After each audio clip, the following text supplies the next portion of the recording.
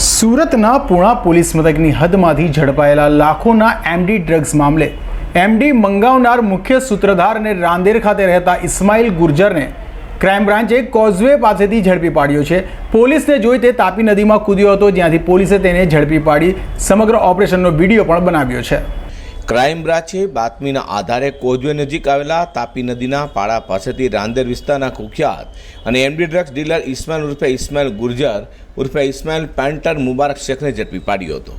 તેની પૂછપરછ કરતાં તેને કબૂલાત કરી હતી કે મુંબઈ ખાતેના અબ્રાહિમ હુસૈન ઓડિયા પાસેથી અવારનવાર એમડી ડ્રગ્સ તેમજ કોકાઈનનો જથ્થો લાવી સુરતના સાડા સાહિદ અલ્તાફ સૈયદ મિત્ર કહાત શેખ સાથે મળી ડિલિવરી કરતો હતો।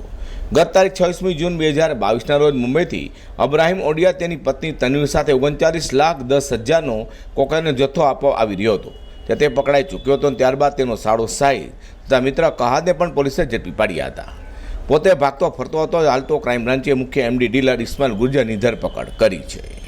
થોડા દિવસ પહેલાં બહુ ચકચારી રીતે સુરત સિટીમાં કોકેનની સપ્લાય કરતા બે ઇસમોની ધરપકડ એસઓજી દ્વારા કરવામાં આવી હતી। આ બે ઇસમો ઇબ્રાહિમ હુસૈન ઓડિયા અને એના વાઈફ તનવીર, આ બે જણાની ધરપકડ કર્યા પછી પૂછપરછ કરવામાં આવી તો એના મુખ્ય સુરત ખાતેના ડિસ્ટ્રીબ્યુટર જે માણસ મુંબઈથી ડ્રગ મંગાવીને સુરતમાં વેચવાના પ્રયાસ કરી રહ્યા હતા,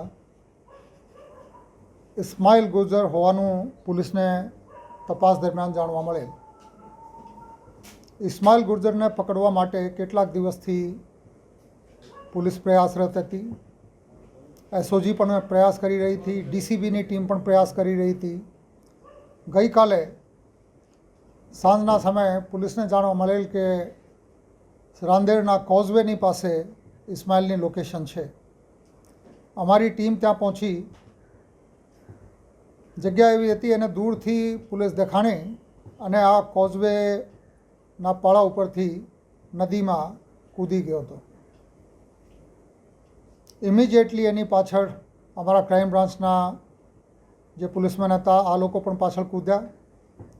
ઇસ્માઇલ એક બોટમાં ચડ્યા અને પોલીસના લોકોએ પણ એક બોટ થકી એના પીછા કર્યા। થોડી વાર પછી 100-150 મીટર ગયા પછી આ બોટમાંથી કૂદીને રાંદેર સાઈડમાં ઝાડી ઝાખરા છે ત્યાં કૂદી ગયો। પોલીસના લોકો પણ ત્યાં પહોંચ્યા, તાબડતોડ ઉતર્યા અને ઝાડિયામાંથી ઇસ્માઇલ ગુર્જરને પકડી લેવામાં આવ્યા। એની પૂછપરછ અત્યારે કરવામાં આવી રહી છે। આ ઇસ્માઇલ ગુર્જર મુંબઈથી એમડી અને કોકેન આ બંને લાવીને સુરતમાં વેચવાવાળા મુખ્ય સૂત્રધાર હોવાનું અત્યાર સુધી જાણવા મળેલ છે। આ ગંભીર ગુનાઓમાં સંડોવાયેલા એક ગુનેગાર છે, જે વર્ષ 19માં એક મર્ડર કેસમાં સંડોવાયેલા હતા। વર્ષ 22માં 2-307ના કેસ પણ એના ઉપર થયેલા। આના પછી એને પાસા હેઠળ ડિટેન કરવામાં આવ્યા હતા અને પાસામાંથી મુક્ત થયા બાદ આ પ્રવૃત્તિ એને શરૂ કરી હતી। એને તડીપાર પણ કરવામાં આવ્યા છે। જે ઈસમો એના માટે કોકેન લઈને અહીં આવતા હતા। લગભગ 39 લાખ ઇન્ટરનેશનલ માર્કેટ પ્રમાણે એની કિંમત થાય છે।